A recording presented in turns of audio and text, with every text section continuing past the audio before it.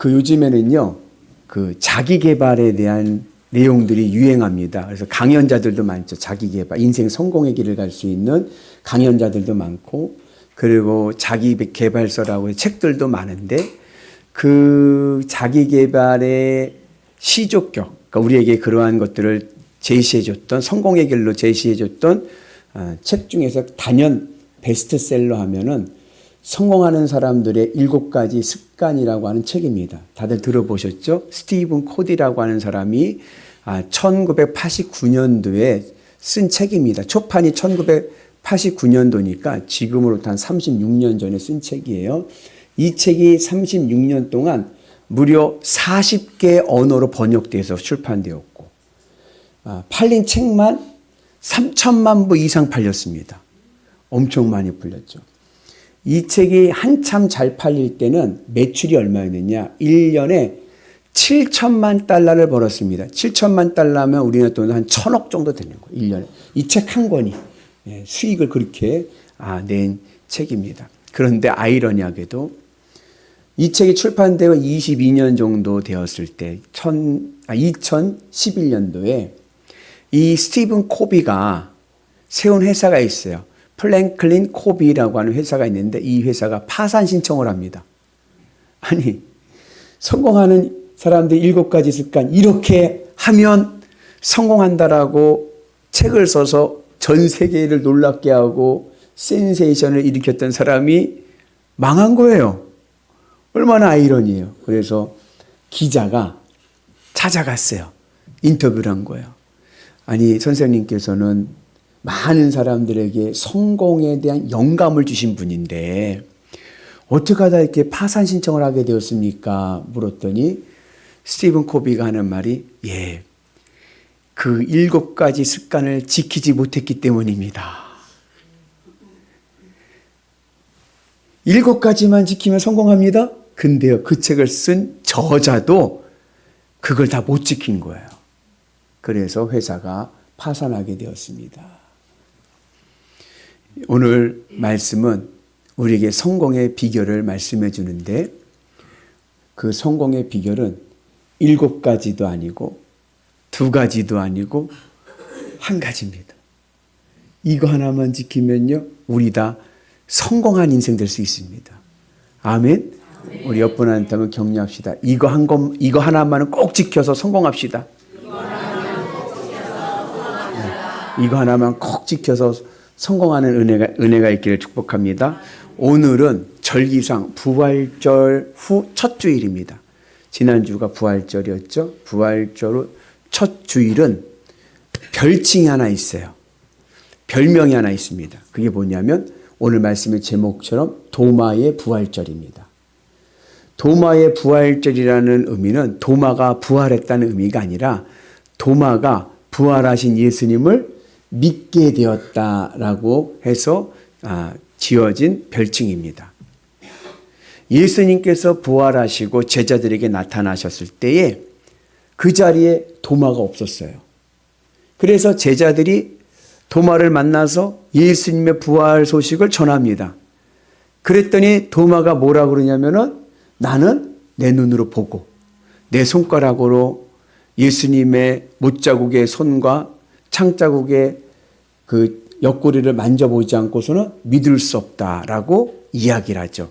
그리고 부활하신 예수님께서 도마를 만나셨을 때 만져봐라. 넣어봐라. 이 말씀이 너는 믿음 없는 자가 되지 말고 믿음 있는 자가 되라. 그렇게 말씀을 하시죠. 우리 같이 말씀 봅니다. 도마에게 이르시되 내 손가락을 이리 내밀어 내 손을 보고 내 손을 내밀어 내 옆구리에 넣어보라. 그리하여 믿음 없는 자가 되지 말고 믿는 자가 되라. 그리고 이 도마가 나의 주님, 나의 하나님 고백을 하게 됩니다. 그때에 하신 예수님의 말씀이 오늘 읽은 우리 요절의 말씀입니다. 다시 한번 읽어볼까요? 예수께서 이르시되 너는 나를 본고로 믿느냐? 보지 못하고 믿는 자들은 복되도다 하시니라. 보지 못하고 믿는 자들이 복되다. 이 29절이 요한복음의 결론입니다. 사도 요한이 요한복음 1장 1절부터 태초에 하나님이 계시니라 장엄하게 말씀해서 예수님의 말씀과 사건들을 쭉 기록했는데 그 결론이 뭐냐? 29절인 거예요. 본고로 믿느냐? 보지 못하고 믿는 자가 복되다. 보지 않고 믿는 믿음. 이게 바로 요한복음의 결론입니다. 그래서 바로 이어지는 30절, 31절에서 요한복음이 자신이 이 요한복음을 쓴 목적을 말씀하는 거예요. 21장이 있는데 21장 앞에 이 예수님과 도마의 대화 다음에 요한복음이 자기가 쓴 이 책의 목적을 말씀합니다. 우리 같이 한번 봅니다. 예수께서 제자들 앞에서 이 책에 기록되지 아니한 다른 표적도 많이 행하였으나 오직 이것을 기록함은 너희로 예수께서 하나님의 아들 그리스도이심을 믿게 하려 함이요 또 너희로 믿고 그 이름을 힘입어 생명을 얻게 하려 함이니라. 요한복음의 목적은 뭐냐? 요한복음을 기록한 목적은 예수님이 하나님의 아들 그리스도이심을 믿고 우리가 생명을 얻는 것, 영원한 생명을 얻는 것이 요한복음의 목적입니다. 그리고 그 요한복음의 목적이 어디서 드러나느냐? 예수님과 도마와의 대화 속에서 드러나는 거예요. 도마가 예수님을 뭐라고 불렀어요? 나의 주, 나의 하나님. 이게 요한복음의 결론이거든요.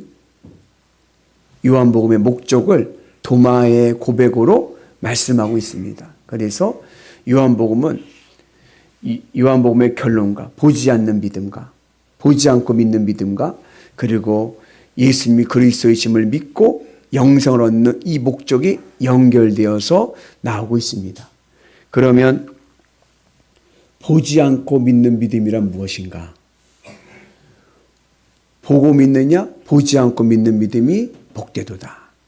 보지 않고 믿는 믿음은 육신의 눈으로 이제 보는 게 아니라 마음의 눈으로 예수님을 보는 겁니다. 마음으로 예수님을 보는 믿음이 바로 보지 않는 믿음입니다. 우리가 도마하면 조금 부정적인 의미를 가질 때가 있어요. 의심 많은 믿음이 부족한 도마. 그런데 사실은 성경에 보면 도마도 괜찮은 제자였습니다. 그 도마가 자기가 이렇게 자기가 말을 한 내용이 3번 나오는데 그 요한복음에만 나오는데 그 내용을 보면은 그래도 이 도마도요 믿음이 괜찮은 사람이었어요. 맨 처음에 어디서 나오느냐? 요한복음 11장에 나옵니다. 어떠한 일이 있었느냐면 예수님께서 예루살렘에서 복음을 전하는데 사람들이 예수님의 말씀을 듣고 돌로 쳐 죽이려고 했어요. 예수님을. 그래서 예수님이 제자들과 함께 요단강 건너편 유대 지역을 넘어서서 피신을 하십니다. 예수님께서 세례 요한에게서 세례를 받으신 곳으로 피신을 하십니다. 그렇게 피신하고 있는 동안에 무슨 소식이 들렸냐면 예수님께서 아끼시던 나사로가 죽을 병에 걸렸다라고 그런 소식을 듣게 됩니다. 그 예수님께서 이 나사로를 고쳐주시기 위해서 다시 유대 지역으로 들어가시려고 하는 거예요. 그때 제자들이 어떻게 했을까요? 만류하죠. 예수님 큰일 나요. 가면은 돌에 맞아 죽을 수도 있어요. 그 수모를 당했는데 다시 또 거길 들어가신다고요? 안 돼요, 안 돼. 가면 돌에 맞습니다. 죽을지도 몰라요. 하고 제자들이 만류할 때 이 도마가 뭐라고 얘기했냐면은 우리도 주와 함께 죽으러 가자 얘기합니다. 돌에 맞으면 맞지 뭐. 예수님이 가신다고 하는데 우리도 가자 하면서 예수님의 말씀에 따르는 의리를 보여줍니다.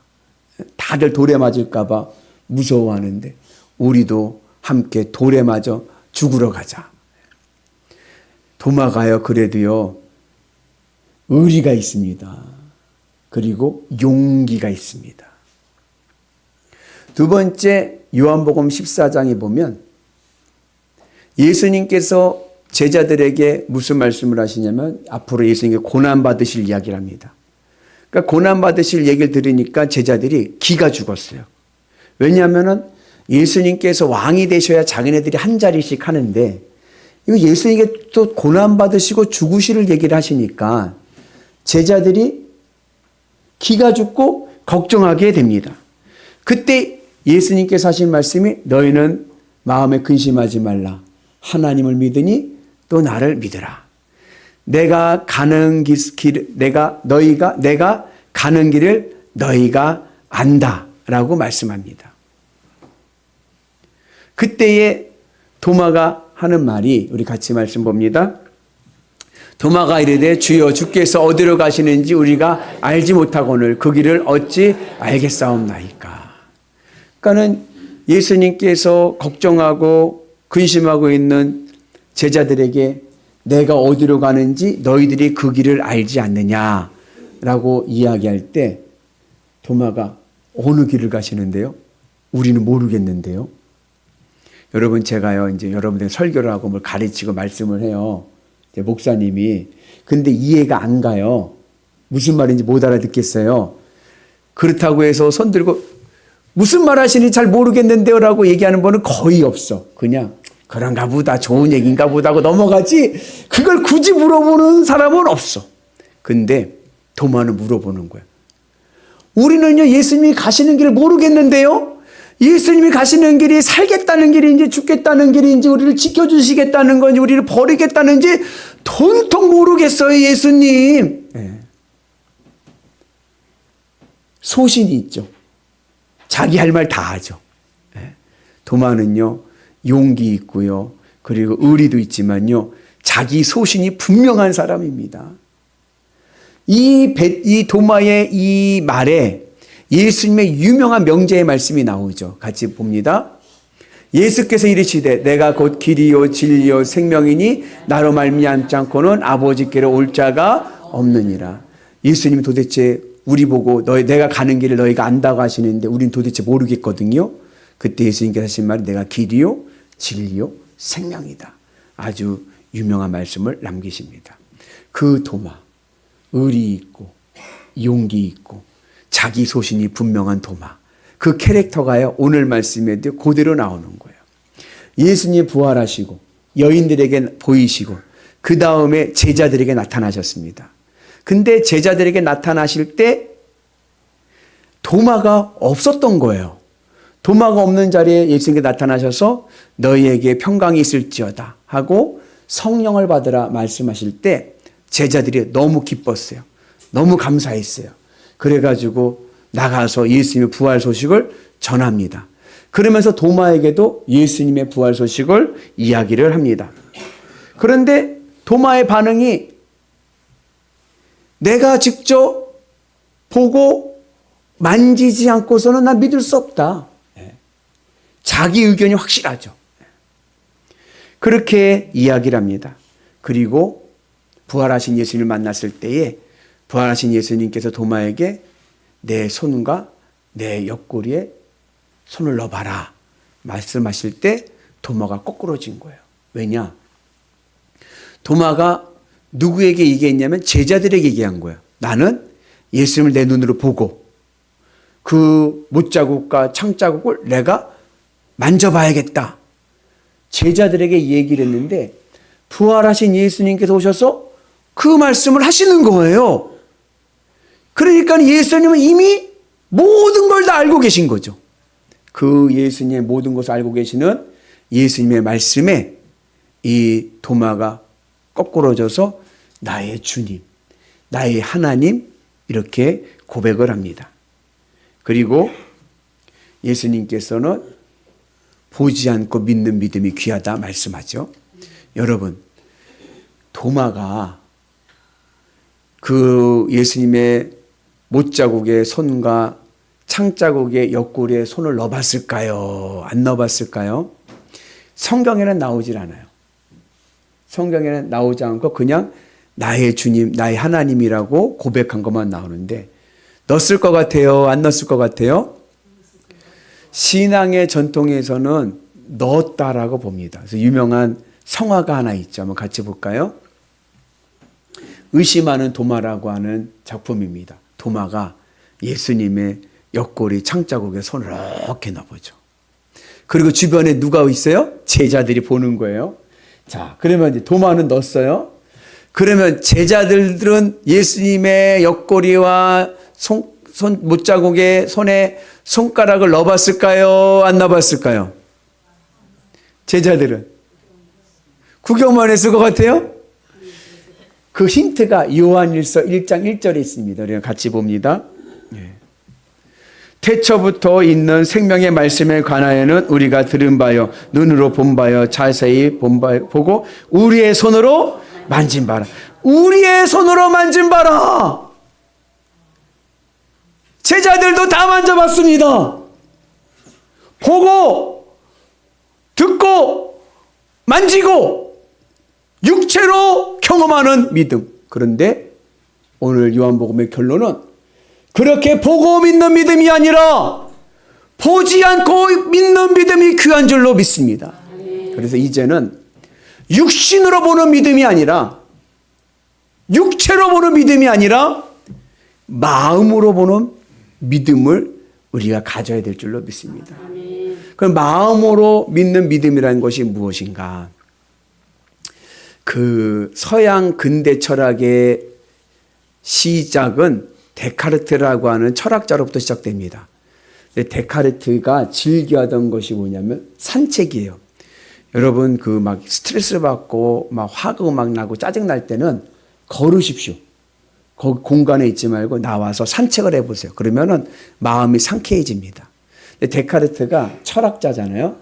잘 이렇게 늘 생각하면서 걷는 걸 좋아했어요. 하루는 이렇게 걷는데 저 길에 이만한 두께의 뱀이 한 마리가 촥 있는 거예요. 그놈하고 눈이 마주쳤습니다. 데카르트가 순간 얼었어요. 그리고 말뚝처럼 가만히 있습니다. 왜요? 움직였다가는 뱀이 따라오면 뱀이 엄청 빠르잖아요. 휙 오니까 가만히 있는 거예요. 말뚝처럼. 그리고 뱀이 지나가기를 기다립니다. 한참을 기다리는데도 이 녀석이 움직이지 않고 가만히 있는 거예요. 한참을 기다려도 이 녀석이 움직이지 않으니까 데카르트가 무슨 생각을 했냐면 죽었나? 이놈의 뱀이 죽었나? 하고 살갑살갑 가는 거예요. 가서 확인해 봤더니 썩은 밧줄이었던 거예요. 그 순간 데카르트는 충격을 받습니다. 왜요? 내 머리와 가장 가까운 이 눈이 나를 속였어요.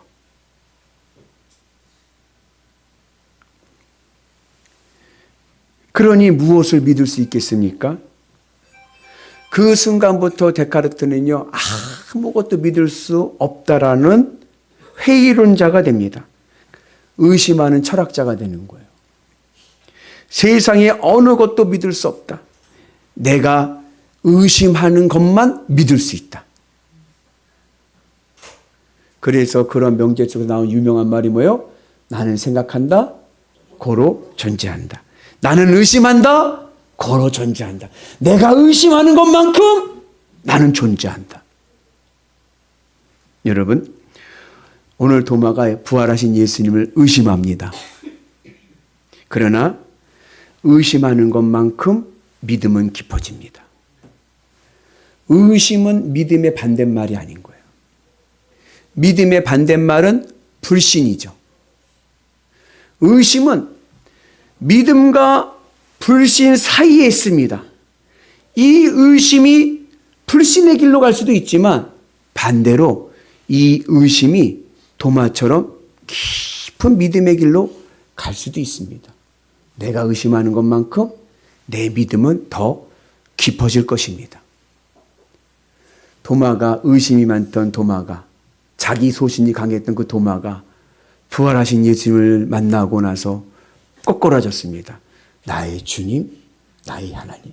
그의 믿음이 깊어졌습니다. 그래서 그가 자기 생명을 걸고 아시아, 동방으로 와서 복음을 전하기 시작해서 저 인도에 가서 창에 찔려 결국 순교하고 맙니다. 이건 교회사적으로 도마의 일생이고 전설에 의하면 도마가 어디까지 왔느냐? 대한민국까지 왔습니다. 전설에 의하면. 중국에도요, 도마가 왔던 흔적들이 좀 있어요. 근데 우리나라에도 있어요. 전설에 의하면. 저 남해 옆에, 남해라는 데 있죠. 남해. 경남 남해라는 곳에 도마리라고 하는 지명이 있어요. 도마리. 거기 도마가 살았던 곳입니다. 전설에 의하면. 그래서 1세기 삼국시대에 있을 때 가야국이라고 하는 나라가 있어요. 그죠? 그 가야국의 전설에 보면은 1세기 때 서양에서 온 한 성인이 거기서 살았다. 그래요. 근데 그 무덤이나 그 유적을 이렇게 발견하면요. 십자가 문양들이 많습니다. 가야국 그 유물이 그 시대 때. 그래가지고 전설에 의하면 도마가 어디까지 전도하러 왔다? 대한민국까지 왔다. 저 끝까지. 예. 그건 이제 전설이고 교회사적으로는 어디까지? 인도까지 와서 거기서 순교를 했습니다. 여러분 믿음에는요. 세 차원의 믿음이 있습니다. 첫째는 이성적인 믿음이에요. 내 머리로 이해되면 믿습니다. 두 번째 뭐예요? 경험적인 믿음이에요. 내가 경험한 것만큼 믿습니다. 세 번째는요. 감성적인 믿음입니다. 내 느낌으로 믿는 거예요. 이상하게 주는 것 없이 받는 것 없이 이쁜 사람이 있어. 그죠? 예, 필링이죠. 감성적으로. 그냥 그 사람이 나에게 어떤 뭘 보여준 것도 아니고 증명한 것도 아닌데 그 사람을 신뢰가 가. 마음에 들어. 그런 감성적인 믿음이 있습니다. 그런데 오늘 이 도마의 믿음은 이러한 이성도 경험도 그리고 감성을 넘어서서 오늘 우리에게 주는 믿음은 마음으로 믿는 믿음입니다. 본고로 믿느냐? 보지 않고 믿는 믿음이 복되다. 보지 않고 믿는 믿음은 마음으로 보는 믿음입니다. 오늘 우리의 마음이 주님을 바라볼 수 있는 은혜가 있기를 주님의 이름으로 축복합니다. 그래서 늘 마음으로 믿는다는 이야기는 내 마음이 예수님을 바라보는 거예요. 예수님의 못자국과 예수님의 창자국을 바라보는 겁니다. 예수님의 십자가를 바라보는 겁니다. 근데 이 바라보는 이 믿음을 사도 요한만 말씀하는 게 아니라 사도 바울도 말씀하고 있습니다. 우리 갈라디아서 말씀인데 같이 볼까요? 어리석도다 갈라디아 사람들아 예수 그리스도께서 십자가에 못 박히신 것이 너희 눈앞에 밝히 보이거늘 누가 너희를 꾀더냐. 예수님의 십자가 사건은요. 바울이 갈라디아서를 쓰기 한 50년 전에 있었던 사건입니다. 과거죠. 근데 오늘 사도 바울이 뭐라고 말씀합니까? 예수님께서 십자가에 못 박히신 것을 너희가 눈앞에서 뭐예요? 밝히 보이거늘 현재형으로 쓰는 거예요. 늘 주님의 십자가가 내 앞에 있습니다. 늘 주님의 십자가를 내가 바라봅니다. 내 마음이 주님의 십자가를 바라보는 거예요. 바라본다는 것은 여러분 내 마음에서 그것이 1등 되는 겁니다. 주님의 십자가를 바라본다는 것은 내 마음에서 주님의 십자가가 1등 되는 거예요. 여러분 내 마음에서 1등 되는 것이 나에게 기쁨과 만족의 이유가 됩니다.